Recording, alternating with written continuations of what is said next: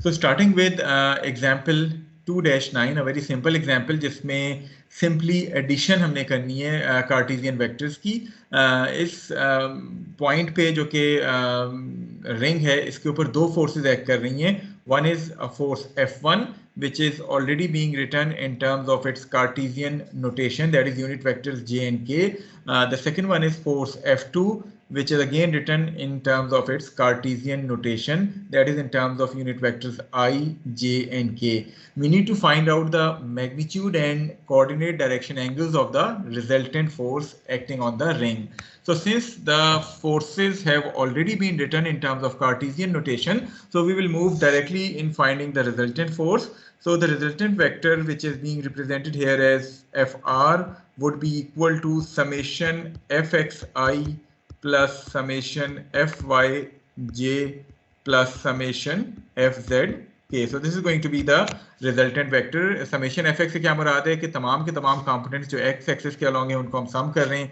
इसी तरह summation Fy means कि y direction में जो components हैं उनको sum कर रहे हैं, और summation Fz से मुराद है कि we are summing the components which are acting along the z axis. So if we take a look at these two forces, there is only one component which is 50i of force F2 which is acting along the x-axis. So x direction में तो सम करने की जरूरत नहीं है क्योंकि एक ही component है, तो डायरेक्टली हम इसको 50i जो है वो लिख सकते हैं।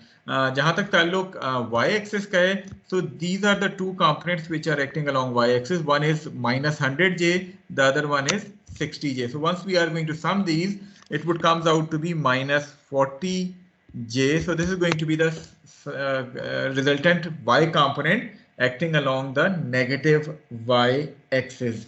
जहां तक ताल्लुक z components का है, तो z direction में ये दो components act करें. One is this 100k, the other one is 80k. So once you are going to sum it, it would comes out to be 180k. So this is going to be the resultant force, which is 50i minus 40j plus 180k, and the units are going to be pounds. So resultant आपने find कर लिए. जहां तक ताल्लुक इस resultant के magnitude का है, so you can find out the magnitude by squaring and summing all these components and then taking the under root. So 50 square plus 40 square plus 180 square whole under root will give you the resultant's magnitude, which comes out to be 191.05 pounds. So ये आपके पास resultant force जो ring के ऊपर act करिए उसका magnitude आ जाएगा. Now how you are going to find out the alpha, beta and gamma? Any idea? कोई एक स्टूडेंट?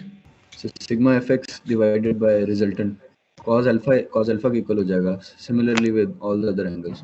Okay, so जब हम बात करते हैं अल्फा की, तो basically cos alpha is equal to summation fx over fr magnitude. So we can write alpha to be equal to cos inverse 50 over 191.05. So this will give us alpha to be equal to 74.83. In a similar fashion, once you take cos beta, it would be equal to cos inverse minus 40 over 191.05. So that will give you beta to be equal to 102.09 degrees. And similarly, gamma can also be determined, which comes out to be 19.58 degrees. So these are the three angles which are going to be used for defining the direction of this resultant force.